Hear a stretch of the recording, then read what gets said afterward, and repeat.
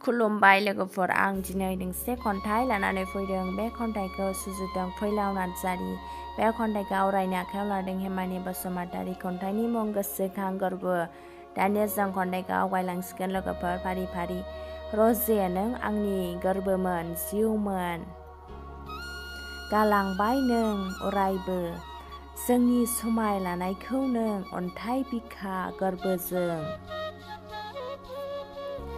रुखु रुखु गाबसै आं गोसोखांनानै समाय लानाय गोरबोजों नोंजों आं जोंनि समाय लानाय आंनि गोरोन्थिया मामोन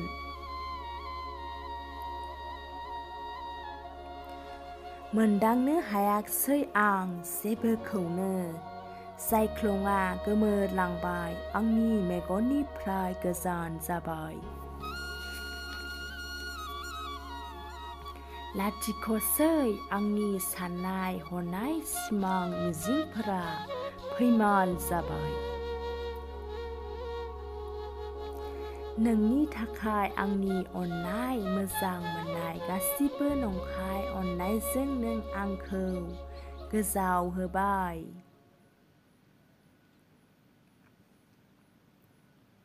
नों आंखौ नंखाय समाव दुखु होबाय दासिमबो नोंखौनो साननानै अराय समाव आंनि गोसोआ खामग्लियो